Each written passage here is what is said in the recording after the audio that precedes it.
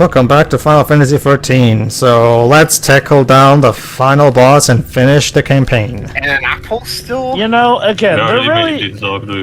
there really is something special about coming back to this game now having the knowledge instead of being the newcomer to the Final Fantasy franchise. Are you prepared for the most ridiculous, anticlimactic, and pulled out of the writer's asses ending you've ever seen? Well, not you've ever seen, but one of the most. I guess, well, okay, you know what? I guess to be fair, to give 13-2 and Lightning Returns as endings credit, they're not as anticlimactic. Granted, they are arguably even more stupid each, but I guess they're not as anticlimactic. Yes, it's an evil version of Lightning from the future. Let's I'm do this. surprised we never did that. Okay, that's the thing, Dej. You're kind of half right in regards to one of the sequels. You know, they But never... only half. Alright. Cutscene. Oh no, it's an evil Vanille from the future. That explains everything. That's That's Lightning. No, you're colder there. Yeah, that's the thing though. So far, the story feels like we're in the second act, and yet we're near the end. Remember, Dwips, about Really? about 2/3 of the content they actually made for this game got left on the cutting room floor. So I'm curious, Dribs. Like, granted. I'd like to hear. So, what's your perspective on why this is like it's only at the second act? Well, I mean, it feels like we've literally only just got these characters together, and I know very little about each of them. I can explain that, Dwips. The reason you feel that way is because the story, well, what little there is, barely did anything with the characters. Well, and now that the characters are finally getting along, well, the game is almost over. That's the problem. Yep. Also, Yeah. I love how conveniently we don't see Hope landing because it would be so awkward to see little kid jumping. I mean, if you guys know me and my tolerance to certain types of bad things, I'd rather take barely knowing any of these guys compared to Hating most them. of Yeah. most of Eight's ones. Yeah, because I mean, Hold on, Daisy is about to do some tomfoolery. Oh my god. Oh my god. Oh, of course. So there's Dodge and Sarah. So he's doing this to fuck with them. Yeah. You see. Dun, Yeah, I mean, dun, typical dun, villain dun, stuff. dun, dun, No, dun. I wonder why is he trying to egg them on to attack him when they clearly have already come here with the intent of attacking? Oh my them? god, no. Don't go into another boring speech. Just... Kingdom Hearts is life. Yep, he just said her Dodge. And then Sarah. Oh no, oh no, Sarah died. Alright. Ground phone. Snow, you're not Ash. Come on. But wait, that probably wasn't the real one. Just because the crystal teardrop blinks. Again, And what also the game because is the going for, but chocobo it's kind chick. of a weak. It's not just the it's not just the jewel, it's also the fact that the chocobo chick suggests that Dodge is still alive. I mean, okay, the crystal teardrop I can get, but the chick is a bit Okay, I'm not gonna lie, this is probably more so having to do with the retcon, but they do kind of come up with this idea that this chocobo chick knows a lot more than he, at least as far as this game was concerned, it was a he, But is letting on. but that's for another game. For now, let's just. Oh.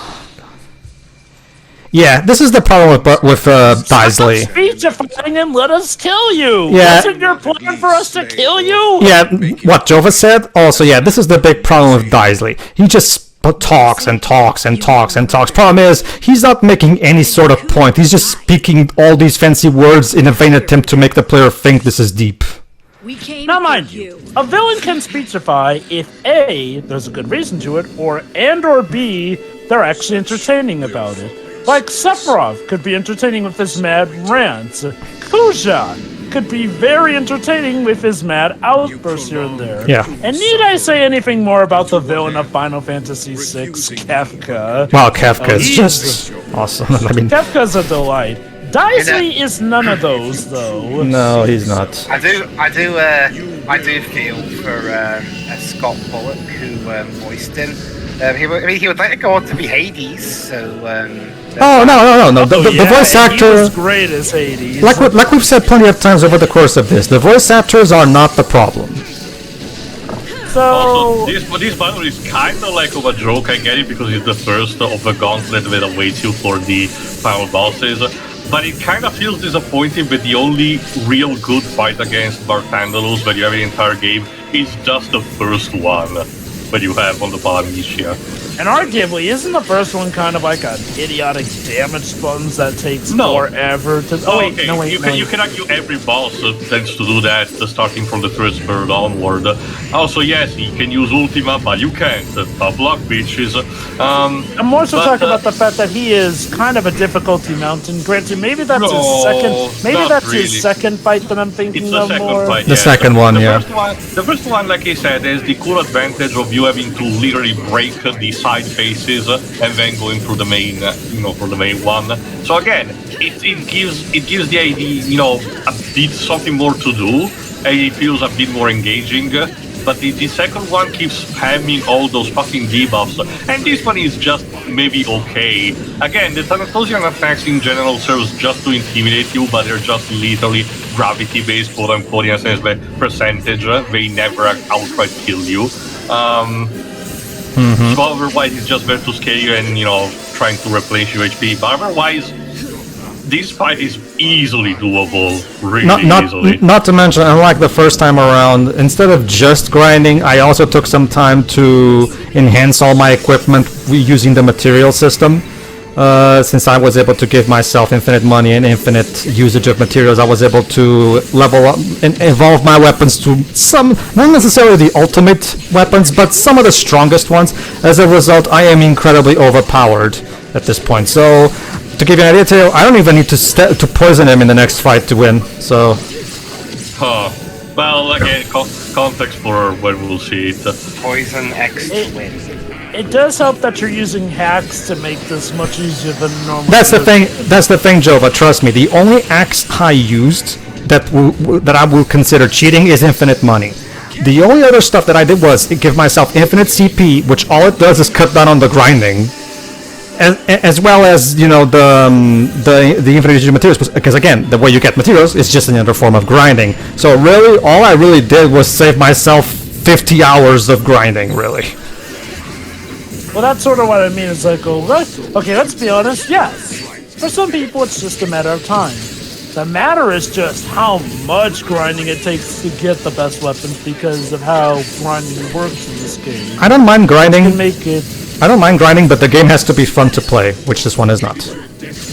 Yeah, and that's what it all factors into. Like, well, when you get down to it, the amount of grinding it takes to get to there feels like a barrier in and of itself, to the point where, yeah, that hack really does go quite a ways, because when you have the more money, you can get the better weapons, and the better weapons you have, the more of a joke you can make bosses in this game. If Square, they didn't do it when the Steam releases, but if when they do eventually get around to re-releasing these free games, at least for the first one, I definitely recommend putting in some boosters like they've had in some of their previous remasters, where they allow for, infinite money, cheat and stuff like that, because it could really help people casual players who are just trying the game casually get more into it, because the insurmountable amount of grinding you have to do in this game is just very alienating for those who just want to go for the story.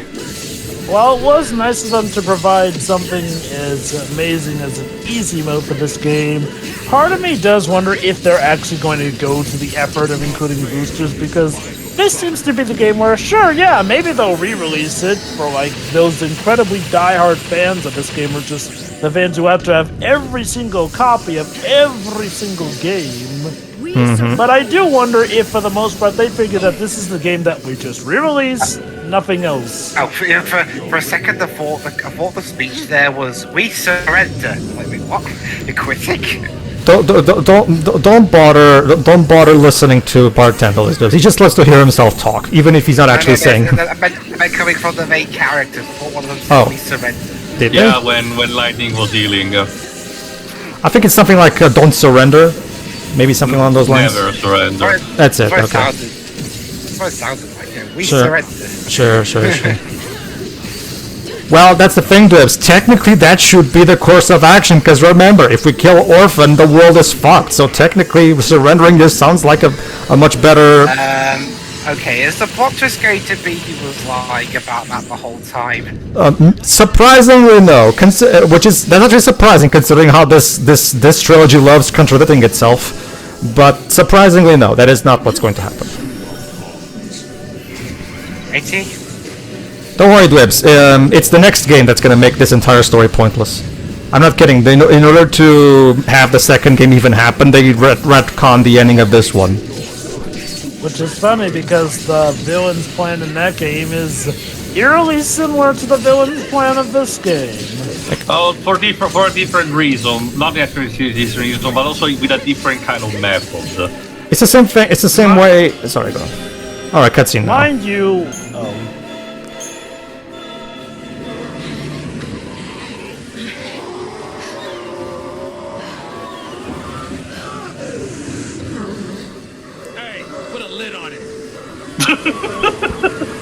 Okay, that was actually funny. I don't want to know what you just released. Scott Bullock's old dialogue. But keep in mind also one thing. Throughout the entire game, the characters are clearly seeing that Daisley has used that owl familiar, Minerva, to actually do something. So, Wait a minute. it's right there, and Saz doesn't shoot it. Of course. Well, I mean, they only just noticed it, and you had like Okay. 2 seconds. I'm confident that the story and the gameplay showcase that Saz is very easily quick on the draw. he is. So Would you rather have it shown Oh. he missed? Oh, hold on, guys. What? Hey, Bartender. Yeah, I mean, He does say what's yes, worse? because at least he would have tried. I mean, no, For him being Made. a supposedly good shooter, showing him miss would be, I mean, don't get me wrong. I like the design of Orphanellas. I'm gonna call it. I forgot what the name is. I'll just call them Orphanellas. This is actually Orphan, just in its first form, mind you. It's more of an amalgamation of anything true, but hold Yeah. on. I get that too. It's just that the other one is also called Orphan, so I'll just call this one Orphanellas. Okay, so I get that Orphan's fused with Daisley, but who's the third Bowsy? Lindsay. Lindsay. Who? Why is The- Lindsay here? Because she's actually the kind of matriarch that protects Cocoon. Yeah. And this is basically symbolic. Orphan is the child in the middle, Daisley is the father, Lindsay is the mother. And essentially in this first fight, we kill the parents, so enjoy. oh. Yeah, that's the weirdest one, the Astro. Okay, so just Okay, Pedro, wanna tell? hold on. Merciless judgment. But tell Yeah, what? this attack is a bitch. I think it's still percentage based, but this one is much more intimidating. Tell what? What do you want me to tell to? I'm afraid I don't get what you mean. Even if you didn't use it, yeah. Oh, right. Okay, so if you're not like me and you try to do a fair playthrough, here's what I recommend doing for this boss. Of the free forms, this is the hardest one. However, there is a very good strategy you can use: poison. If you have a good saboteur with the poison ability, try your best to poison him. Why? Because the poison status in this game is incredibly overpowered. If you manage to poison him, he will go down in a matter of seconds. I'm not even kidding. If you manage to poison him, you've got the battle pretty much won. Aside from Make sure to bring a good saboteur. again, if you're really struggling, that's what you should do. Poison him, try your best to poison him, and once you've got him poisoned, switch to combat clinic to keep yourself alive, and just let the boss die on its own, basically. Okay, as for me, yeah, it's just one of those cases where it's just like, at this point, the game is just going like, okay, he can now fuse with Orphan and Lindsay because whatever, I just don't... And again, mind you, they want to die, so if anything, fusing with Orphan makes Orphan tougher to kill. Why are you doing this if you wanted to die so much? You see what I mean when I say that it's abundantly clear that the writers wrote themselves into a corner? They still need to make the climax hard for the gameplay purposes, but story-wise it makes no sense, like Jova said. Again, the writer... Say what you will about Final Fantasy VIII, it never fell into this malarkey of the gameplay absolutely contradicting the story to the extent that it is ludicrous that we're even having this boss fight. Like, as as anticlimactic as it may have seemed, they should have just ended the boss fights with the final bit with Daisley, and that would have made more sense, just, tether it out with some cutscenes, essentially. Again, But no, we gotta have these others final bosses, so here's some fighting even more. the developers are clearly under the hope that the player is so heavily invested that he won't even notice that contradiction, basically. That said, believe it or not, we have not yet got to the dumbest part of the plot yet. No. There is something where everything that has been established, everything that we've been fearing, everything that we have built up to is going to get contradicted hard to the point where there was almost no point of this being a plot. In the meantime, as for the actual fight that I'm having right now, yeah, since I'm incredibly overpowered at this point, I'm basically able to just, beat him to a pulp, basically. The old-fashioned way. Actually, if I recall correctly, this is actually the mainline story enemy with the most HP pool. Not necessarily the one in the game. I think the Long Gui super boss is, more spongy than this, but I forgot exactly the amount. Yeah, that's the thing too. Merciless judgment aside, if you manage to get yourself some really top-notch equipment, as well as grind a very good amount, this boss basically becomes much easier. It's mostly the ribbon because Lindsay loves to spam debuffs. Alright, here we go. Alright, now we're gonna have ourselves a cutscene that lasts like 10 minutes or something. It definitely feels For the like record, the things written on the pillar are using the alphabet of Rokun and on the text of Fighting Fate, the music of the fight, the team against Barfandals. So, what happens now? Oh my god. Okay. So yeah, that's a good question. Well, by all means, explain. Why do you make men into a sea? We found sea are crafted for a single purpose, and granted finite power to that end. They're not listening to you, they're knocked out. Around us. Men dream, aspire, and through indomitable force of will achieve. There you go, guys. He's jealous of how us humans just have so much strong will. This is admittedly in par with what the Nabucco Crystallis established, because originally humans were kind of like just shells, but then because of the actions of Etro, they became more, and Pulse and Lindsay started hating them. Thanks for that compliment, I guess. Purpose alone remains. Defy it, and all. Also, Pedro, honestly, I'm not really sure what they're yapping about because the music is, Wait, what did I say about the I'm sorry, could you run me by that one more time? Said I'm not even sure what they're talking about because the music's too loud. Oh, right. Yeah, the sound mixing in this cutscene is not the best either. Yeah. Thank God for the cutscenes. That's the title of the song, the music track. Why vanilla? This must be Pedro's favorite scene. Can you please? Okay.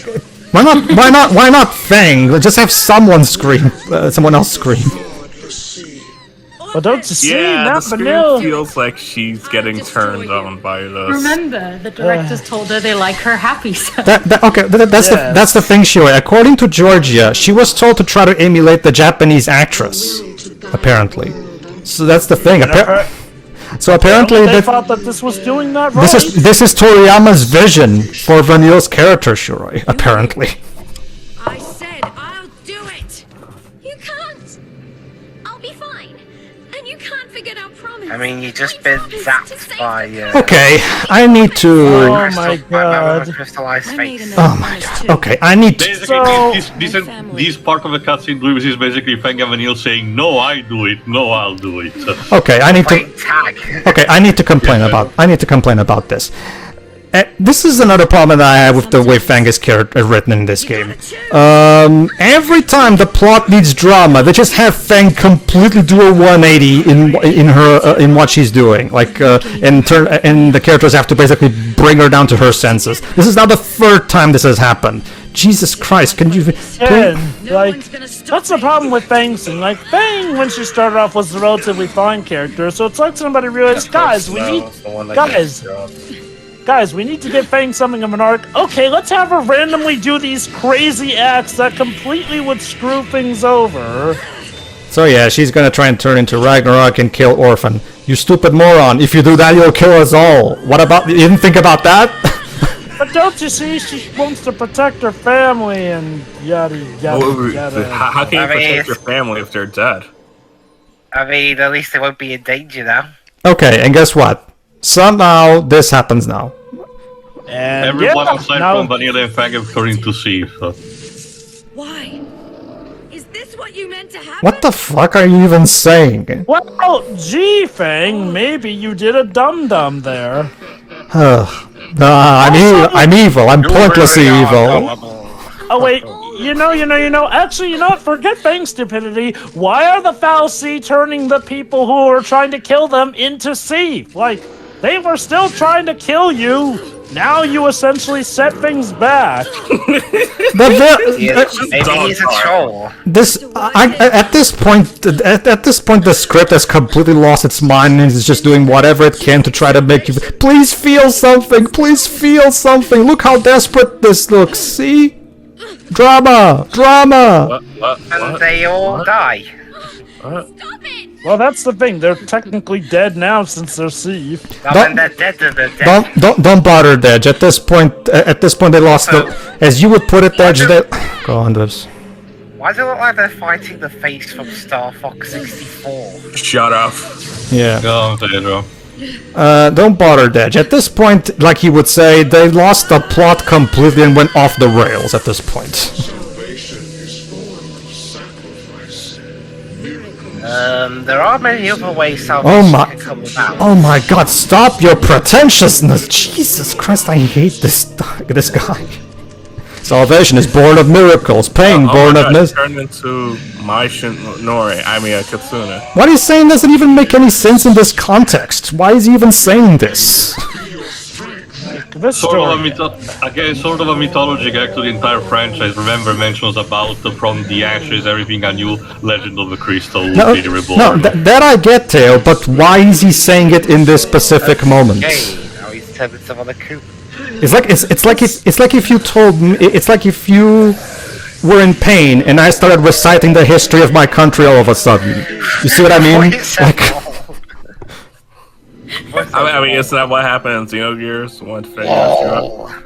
hey, look, guys. See, remember all the great. The beautiful moments we've spent together. Yeah. This story truly is amazing for how Oh, yeah. at the end. Like, this story is amazing. Yeah, remember when Sass tried to kill himself? That was a great But moment. not Good really. times. Remember good when those times. guys shot Snow's What the coats? fuck is this? Remember when your mom died, Hope? Feel something, Shiroi. Feel something. See, remember when lightning Cry punched? because this is still going. That was actually a good time. Remember? Very specific, though. Actually, Two times no. in a row. Punch Snow in the face. Actually, I'm sorry, Tio. That was also a terrible time because Speak I'm for sorry. yourself, Hypocrisy among all the stupid people. It's still Lightning was satisfying. All right, just to say, Yeah, like shadow kicking Silva. just to say one positive Okay, thing. now Shadow Kicking Silver, that was actually good, but yeah. Just to say, well, actually, no. I'll wait till it actually Yeah, starts because again. get water. Fang managed to do jack shit. I'll wait till Go it. back to Vanille sacrificing herself again. You can't even kill me properly. You're pathetic. Shiroi, give it like 7 more minutes or so. That's too long to wait. I want to see it now. Well, Shiroi, I don't know what to tell you. Like, seriously, this story is amazing. For all its ups and downs, you could maybe make the argument that it had some semblance of a bearing, but this ending pretty much undoes any goodwill most people had towards the story because it is way dragged Hey, out. moron! Hey, Not moron! satisfactory at all. And like I said, the most dumbest thing yet has yet to happen. Hey, moron! Fucking moron! If you, maybe if you didn't turn the others into Thief, you could have asked another one to become Ragnarok. Just saying. Yeah, it's like you're saying, oh yeah, I loved it when you were Ragnarok. Can you do it again? Yeah, exactly what we've said. But again, if you really want, if Fang is not cooperating, try Vanille. In fact, why did you even turn the others into Thief? I mean, he tried zapping Vanilla. Okay, fine. Try Hope. Try somebody else then. Why did you turn them into Thief? You literally took away from your... I get that... Okay, hold on. Luis doesn't know also that you pay attention because the way this part of the cutscene is presented, it can get a bit confusing. A bit? I think you're underestimating it too. There is an actual explanation, but admittedly it took a while to actually figure out. Fang, not for nothing, there's literally nowhere to run to. You guys had to jump down from the entrance. There you go, guys. See, she's not gonna run away anymore. That's the end of her character arc, I guess. Not entirely. There's still that other bit, but guess what? Wee. Turns out they're okay. Got him. okay. So here we go. Oh, wait, let me Hey. guess. Is it because she made her confession and that's what turned them back to normal? No, okay. No. Ideally, what we saw the scene when the characters were asleep, that was supposed to be an illusion. Well, in that case, that was not explained in the What? slightest You know, because. okay, that Oh, wait. thought did come up in my mind, actually. However, it is never stated for clearly, and given what we find out later, apparently they actually did turn into Steve, but something else brought them back. What? Something completely No, out of the writer's ours. Actually, no, that's what happens at the very end through the CGI cutscene. For this specific thing, they were just basically in a kind of stupor while Fang and Vanille were seeing them turn into Sith. Somewhere cold and dark. If that is okay, Hold on, Joe. I have to point out something that Yeah, Snow is about to say. And then it was like It was like I had a glimpse of the future. It was Oh, Snow, how wrong you are! Hindsight. Hey, Pedro, enjoy I'm your disappointed future. you did It's not gonna act. be great. You Feels didn't have laughing. the laugh. Don't worry, it's too easy. that's too easy, Dej. Okay, not for nothing, if that illusion thing is really a thing, then that's even dumber. The fallacy literally wasted that stuff hold on on. an illusion. What To was tease even their Vanille and long-term Fang. I actually, which accomplished jack all? I actually have something. Holy. For the sake of fairness, I want to point out something positive because one of the few tracks from this game that I genuinely really like is the main theme, and this is probably my favorite of the renditions that it has in this game, but the one that's playing right now. Oh yeah, that's all nice. Beautiful memories we spent together. Oh my god, like where Oh. we did this. Felt Yeah. like a punch in the face. Yes. Now kiss and fuck. Come on. honestly, Like, just- So honestly, the whole whether or not them being Sith actually thing is kind of a damned if you do, damned if you don't moment. If they really were turned into Sith, then they just got turned back to normal by, I don't know. And if that was really just illusion, that is even dumber because the villains went to such lengths to do a needlessly convoluted scheme made even more needlessly And convoluted. now, That was agonizing the entire time. And- why are you? Let's just die, I guess? Why are you dying? Melting! No, friendship, my one weakness. Yeah, exactly. Could be worse, Pedro. Could be worse, Pedro. He could be defeated by the power of love. Hold on. The power punch We're, still works. we're not at that game yet. I don't even know what you're referencing. Don't worry. Anyway, the important thing is all of their Lyceum are turning into white, just like one of like Fang.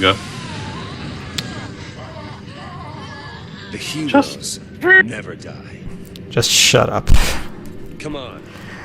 What do you mean you've got a world to save? If you kill him, you fuck the world.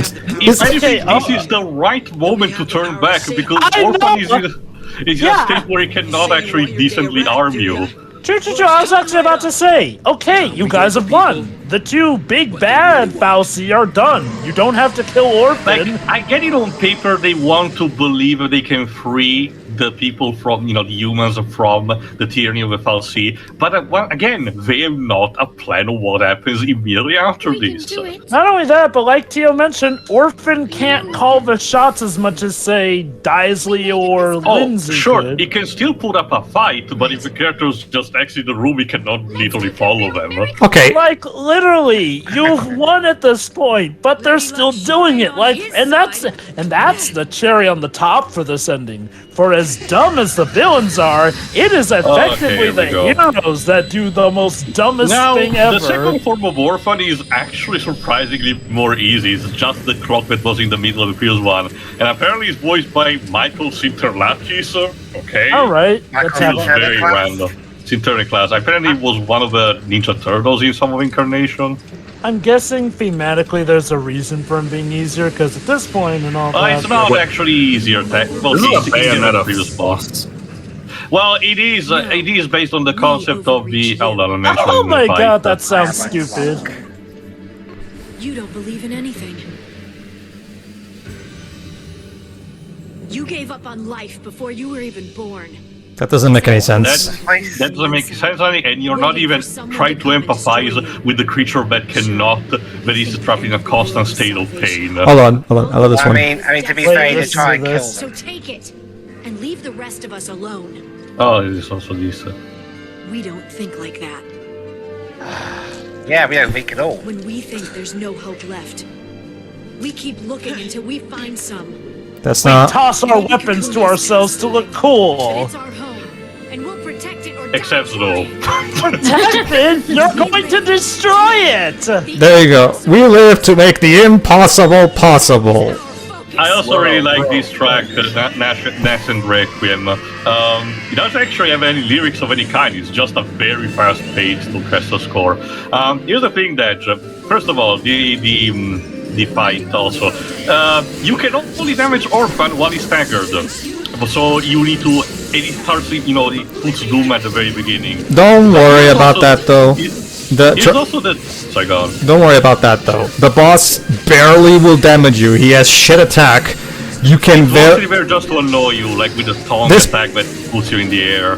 This boss is just here so you have one more thing to beat the crap out of. He has very little HP. He has small defenses. Trust me, you can take down this thing incredibly easily. And to boot, he's also vulnerable to Vanille's death spell. Why? It kind of was intentional. Apparently, the developers wanted to be cheeky and reference the very first Saga game, where you can actually kill the final boss, which is God, with an insta-kill weapon called the Chainsaw. Again, it's not really that important, but I don't really hate it as an Easter egg. There you go. Oh, I mean, honestly, that is surprisingly clever for the game, but... Also, no, for reference, that the appearance, well, guys, the concept of the orphans, angels from the Book of Enoch.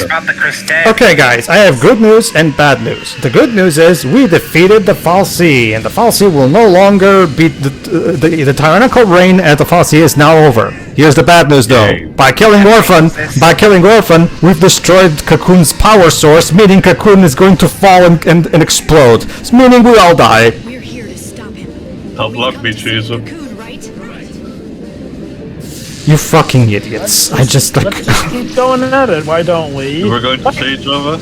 Yeah, here's another problem about Orphan. As a final boss, Orphan once again encompasses the problem with a lot of Final Fantasy VII bosses, i.e. the guy who literally shows up at the end to collect his paycheck even though you have had almost no experience fighting him. Like, he's just, oh, hey, I'm there. I feel like it robs again that sensation of properly defeating the final guy. Because, again, we spent all this time building up Daisley, but now it's Orphan who barely had any semblance on the plot. There you go. The Fal'Cie start to die. So guess what? Remember how in Final Fantasy VIII, both Squall and Renault were lost in space, and then suddenly spaceship appears out of nowhere to save them, to save the situation. Mm-hmm. Well, I can tell that Toriyama really learned from his teacher Kitase, because now it's Toriyama's turn to pull something out of his ass to save the situation. Like, hell, at least the Final Fantasy VIII made sense, space program and all that. Well, the characters are also turning into crystal. You start seeing them. They fulfill their focus, so they're not turning into crystal. However, Fang and Vanille, all of a sudden now just come up with a plan on the fly. Wishes can come true. Yeah, we're gonna do a little merry dance. For miracles. Ready. A fusion dance of sorts. Miracles. Oh my god, they're holding hands, that's so lewd. Here and now. They literally channeled the energy of all the monsters and the humans, everyone that is being dead, to turn into Ragnarok. Because they can just do that. Because they can. Let me. Okay, and I have to ask: if this was this was always a possibility that they knew they could do. Why didn't you bring this up to the rest of the guys? Guys, it's okay if we kill Orphan. We have a plan for what happens. Like, seriously. Only as our last resort, guys. This final stunt that Vanille and Fang pull comes out of nowhere. It was never foreshadowed or hinted that they could use it in this specific way. It's just done because they want an happy ending. You can also tell, considering again the fall of Cocoon on the planet, they're trying so desperately to recreate the fall of Meteor onto Midgar, and how, ambiguous the ending was, except in this case they tried to make it a more stable, quote-unquote, ending. I'll be honest, good for them on trying to make a more stable ending. Never really was a fan of the whole ambiguity thing here and there, but yeah, I mean, in Seven's case, it looked like they kind of destroyed the world. That was actually one of the points of discussion. Even Bugenhagen mentioned that. But in this case, Ragnarok decided to use the magma to create they literally stick it on a stick. A crystal pillar. Cute, I guess, but... and believe it or not, basically people are going to have to walk down from the planet, down from that pillar, and down to poles to live there. Yeah, not even kidding. Apparently it's going to be a nightmare. That sounds like their problem. And one more orgasm before they... Also, to be fair, that they have minor airships of some kind. One more for the roads. Why not? And thus, Vanille and Fang sacrifice and there you go. themselves. With that, the gate that was supposed to bring back Universe just poofs. Hey, guys... They enters into the logo of the game. So yeah, Fang and Vanille will now stay there as a crystal pillar holding up Cocoon so that it won't fall. But the others also turn into crystal. It would require some kind of intervention to free them, wouldn't it not, Jova? I thought the game froze for a second there. Yeah, remember, now that the Fal'Cie are gone, they can't really turn us back to normal, can they? So, yeah. Oh, this. The power of singing. Yeah, not just any song. We mentioned in the previously, but originally the Japanese version did have the original track, but because of how rushed the Western release was, we had to outsource a third-party already existing song. In this case, My Hands from Leona Lewis. Honestly, I'm fine with the song. I and am actually, so not. And honestly, that's the thing. Believe it or not, this song actually fits better with the ending than, what they do with just replaying the old theme for the end. It's not replaying the old theme. There was an entire original song made for it. All right. That's one gift I'll forgive him for not rapping. I mean, it would take an awful lot of wrapping paper. So have fun traveling down the planet. Come to a more stable environment. They did add airships. So yeah, guys, it took a lot of toil and sacrifice, but we have done it. We are free from the Fal'Cie reign, and now we can look forward to a more brighter future with full of possibilities. It would be a real shame if something were. It would be a real shame if something were to happen to ruin this, right? How do we get up if we don't have an airship? They don't have to get up. Even the brands are gone. That's okay, Dwebs. We can just jump high because we're Square Enix characters. But guys, I have some sad news. Vanille and Fang are effectively gone now. Oh no. Oh, there's also one beat piece coming up that I absolutely love about this ending. There you go. As an extra bonus, also, Dodge and Sarah are decrystallized. How did you get here so quick? I mean, they did save the day, so... He read the script. Okay, there was one thing I did like about this game, but I will say still stays with me now.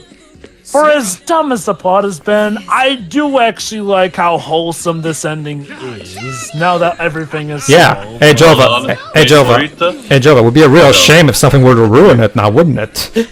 You already said that, Pedro.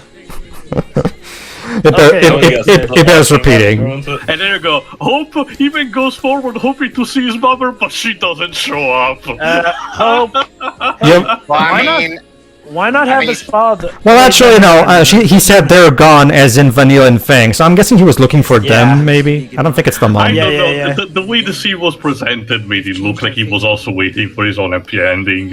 Well, that's the thing. Yeah, you know that Tia just raised a point. They shoot it like that's what it's like, but then the dialogue contradicts it. All right, I actually do like this bit from Snow. Actually, to be fair.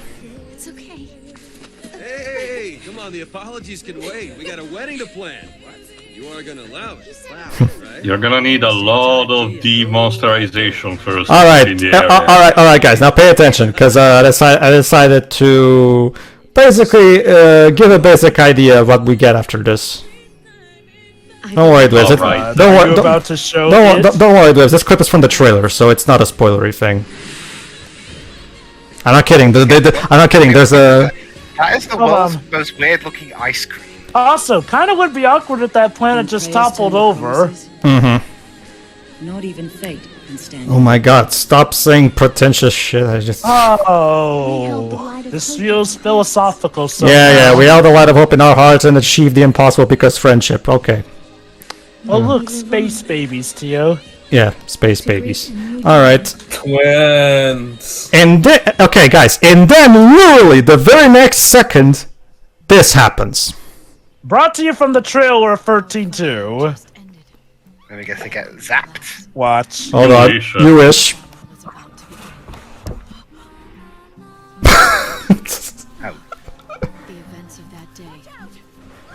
So there you go. Lightning falls into a time hole and disappears. Yep. And mind you, can't have nice things. mind you, you want to know what's terrible? This is shown in the trailer, but in the actual game, it's actually a mystery on what happened. It gets revealed, I think, 3/4 into it, I think. Yeah. That's right. They centered a mystery around something that was revealed literally in the trailer. The idea that, in case you're wondering, is the idea behind this that the others have kind of forgot what lying was there, except Sarah. Yeah. Basically, so she's thinking this crazy. Basically, Dej, without spoiling the assholes made in the script, God did it. One of the gods, yeah. Screw you. Just like they had no plan for a sequel, so they just decided to do that. Yeah, pretty much. That's exactly what. Is kind of what happened. That's what happened, Edge. Yeah. Oh my God. And it's kind of a shame because I do agree with Jova. For all the words of this story, at the very least, this ending is traditional with the rest of the franchise. You know, some sacrifices to be made, but the actual ending was achieved without being overbalanced in a sense of, too many people or too many important people died, or, it was a complete, victory like that. Even a game like, for example, 5 had a concept similar to that. So exactly. Like, let me put it like this. While I still do find this to be the worst. Oh, okay. If it weren't for the sequels, I would have considered this the worst Final Fantasy game. But if it had just been this game and they'd ended off like this, I could have been like, you know what? It's a bump in the road, a very terrible pothole bump in the road, but one that at least had a nice uplifting ending. And then the sequels happened, so no, this is terrible. So, Pedro, do you want to have the final thoughts now or in the next part? In this part, no. But just to follow up on Joe, what's that real quick? The primary problem is that this ending has been is rendered pointless by the. And trust me, it goes beyond that scene that I just showed. Trust me. By the time you're done with 13-2. Everything that happens in this game has been basically left in the dust and completely destroyed. So basically, even if you like this game, the sequel utterly destroys everything that this one was trying to accomplish. Basically, I gotta say, maybe there's if some. the fans didn't let the first one fail, this wouldn't have happened. Yeah, true. remember, Pedro. She must not be forgotten. Of course. But Pedro, there's just something iconic about a game with a noticeably lower budget that feels like a much weaker venture, being the big bad venture that manages to cancel out the actual big budget venture in that regard. All right. Also, I forgot that with this game they started to have the gajillion side voices for the English voice actors. Well, a lot of games do this nowadays too. But I thought they started with 13.2, but I forgot that it was instead with this. All right. Final thoughts, Dwibs. Okay. Is that it? Yep, that's it. It's not very good, but for the way, not just you guys, but a lot of Final Fantasy fans talk about it. To be honest, the badness was kind of underwhelming.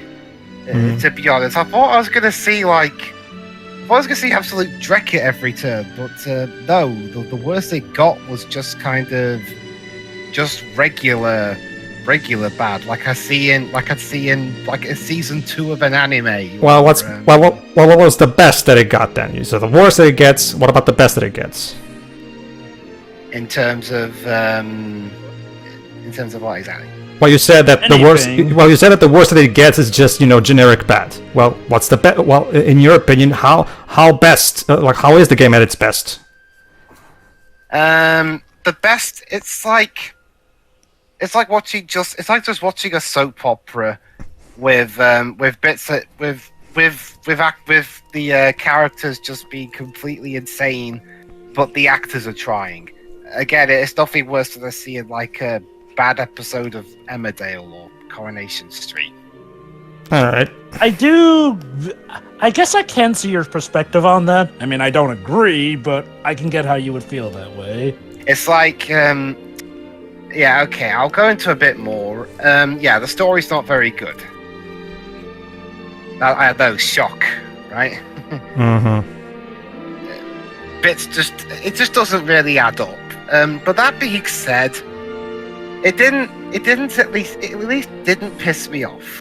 That's the worst a story can do. I mean, it'd be one thing if it were dull, but it'd be one thing if it were that, where it just stings my brain every time I think about it, like 8 does. But 13, I just kind of forget about a lot of the stuff the next day, and I could just move on. It's just like, oh yeah, that was a thing that happened. Funny, because Hope really got on your nerves more so that you complained about him more than you did any character in Final Fantasy. That's the thing, Jova.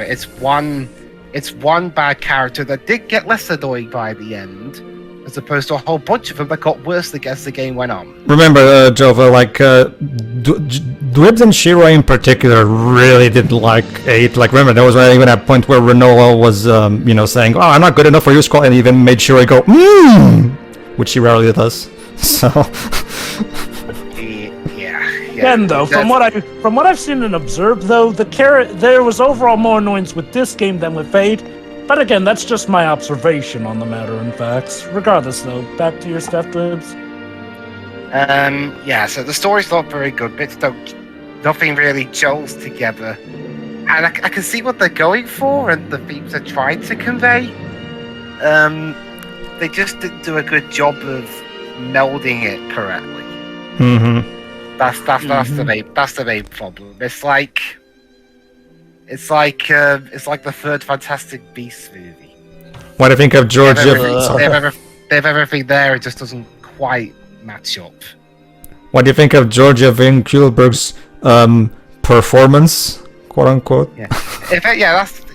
On that subject, that's the next thing. The voice acting. It is definitely the mark of a true professional, in which you can take poor material and try your hardest to make it sound decent. And to be fair, all the actors here do that.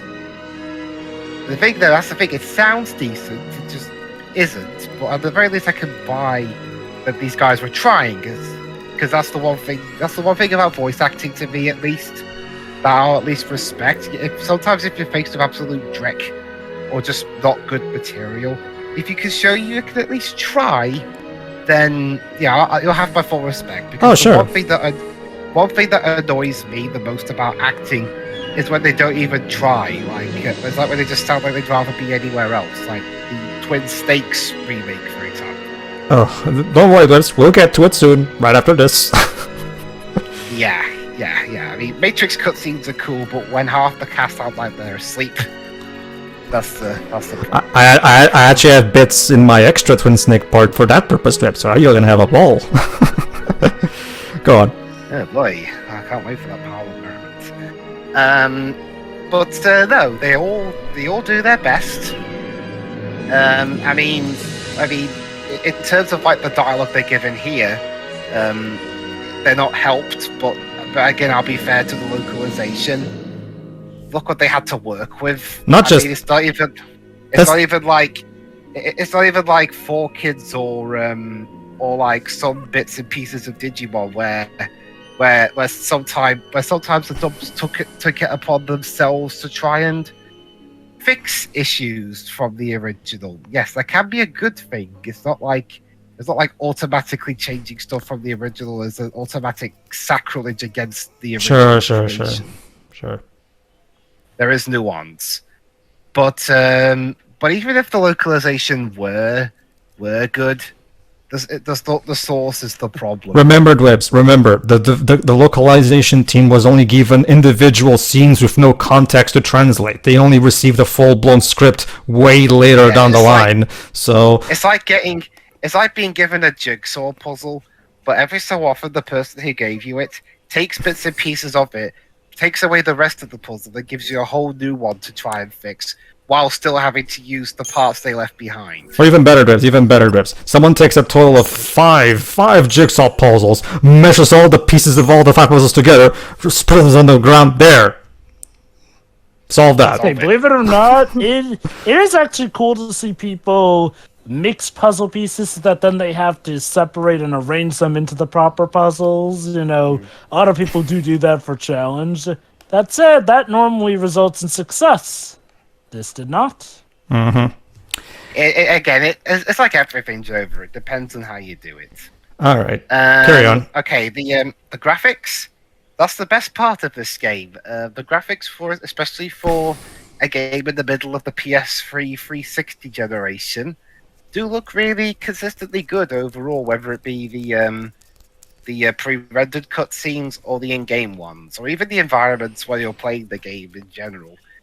Maybe it's because we're watching the PC version, but I've played through the. I've been playing a bit of 13 through the 360 version on my Xbox Series S, and it does hold up in terms of looks. I'll give it that. I don't think Jova thinks so, but they really don't look consistently good. If I'm to be honest, like, again, there were little bouts where we did mention how some of them have not aged the best. Mind you, it is the best looking of the 13 trilogy. And that's all Jover has to say about that, I guess. All right, carry on. I think it speaks for itself that the game that was made first in the trilogy is the best looking of it, which means it will only get worse from there. I mean, it's the one that had the most money put into it. Okay. Okay, so I've done graphics, acting, story. What else? What else is there? Gameplay. Music. Music. Yeah. Okay, I mean the actual main theme itself, I do like, and again, okay, I'll be fair. You know, another series that tried to have a whole installment without its famous music in it for the most part. Mm-hmm. James Bond with Casino Royale. Again, it's like with James Bond. If you have to, if there's one review of a movie which unfortunately has been taken down, but a quote of me has still stayed with me to this day. If you have to try and add in the typical series cliches and catchphrases and whatnot to make it feel like a game from that series or a form installment, then you're probably not doing a very good job with it in the first place. Maybe just not making a good game or film or whatever. So the lack of things it isn't entirely the problem. Like the lack of a Final Fantasy theme isn't the whole problem. The issue is what they replaced it with. Yeah. I mean, the main theme's good. I'll give it that, and I do like the main battle theme. Blinded by light. Yeah, Blinded by Light. That's not a bad one. Yeah. Unfortunately, all the rest of it's not bad music by any means, but I mean, it's not. It's just kind of there. Like I'm not like. I'm the kind of person who doesn't. I think having a distinct melody isn't the whole piece of a soundtrack. Everything has to work. I mean, it doesn't even have to have a distinct melody for it to be good. Mm-hmm. But I think the trap that Masashi Hamazu falls into is that I think he went a bit too. I think he went a bit too happy with his tools, if you know what I mean. Like he just. Like I have an orchestra now and all this other stuff. I'll just do this for but I mean, it just doesn't really. I see what you mean. Like well at the end, he got super enthusiastic with the fact that he now has no limitations, unlike previous previous games he's composed for. I'm gonna have this awesome, but and as a result, he didn't take as much attention in making sure the melodies were as good. Because he got so enamored with his newfound freedom. Basically, because it happens a lot in development. Yeah, development. sometimes you get too excited and just not know how to do things properly. It happens. Mm-hmm. Again, it's not bad music, but it's not. I'll just say it's not my favorite soundtrack that I've heard from this series. I've heard worse, but I've heard better. Okay. It's like, in fact, Sorry. As for the gameplay, having played, this is one thing I can speak a bit more on since I've been playing 13 lately. Okay, on one hand, it does at least somewhat feel like the earlier games, in that you move around in a hub world and run into random. Okay, it's not random battles in this case, but you run into battles with enemies, and it's turn-based. So the issue isn't that they're sticking with formula for the most part. The issue is it's the way they try to change it isn't that great, to be honest. Like, I mean, the auto battle stuff. Like, I mean, I wouldn't mind auto battle if it were like part of an easy mode or something. Like okay, you're not very you're not very good with these kinds of games. Okay, fair enough. Here's a mode so you can do this while focusing on the story. Sure. A lot of games do that, especially nowadays, and that's not an issue. Sure. The issue is, from what you tell me, is like this throughout every difficulty level. Kind of. It kind of makes a lot of fights a bit too easy. Honestly, even like some of the later ones, like the final boss. And that's the thing, even when they're too easy, let's not forget, it's still damage sponges that you're dealing with, since you have to so much as fill up a bar just to stagger them first before you can actually do the only way this game knows how to quote-unquote stack up the difficulty is by making the enemies into bigger and bigger damage sponges. Later games do better with stagger, like the 7 remake, for example. Yes. Actually, only the 7 remake has also done the stagger system, since 15 went on to do something completely different. Well, 15 was made by a different team, so... Yeah, 15 was done by different people. Well, remember, 15 was originally a 13 spin-off, which is why I say as of now. Oh, true. But I can tell you this, Jova Type 0, that was supposed to be still technically in the same Fanborn Crystallis, also doesn't have a stagger gauge. Well, regardless. Type 0 was not literally called Versus 13, though. It was called Agito 13. Yeah, Agito 13 at some point. But that's no here nor there. Go on, let's continue. Anything else? I don't think so. Are you done? I mean, I've already talked about the story and all the presentation of it. All right. So are you done? So to wrap it up, yes, it's not very good. Okay. In fact, there were a few bits and pieces that were kind of extremely iffy. Okay. In that case, but I think in the 13 years this game's been out, funny. Mm-hmm. I think at the end of the day, I come in expecting an absolute train wreck, and what I get is just kind of just plain regular bad at worst. So I guess I'll just have to wait for the other 2 sequels to see how the whole story pans out. But as for this first installment, it's just kind of there. Sure. There's been games that have pissed me off more. In that case, by this point, the part is going on for quite long, everybody. So you know what? We're going to save the rest of the final thoughts for the ending of the next part, just because this part is already going on for too long at this point. Yeah. Probably for the best. See ya. Bye. But yeah.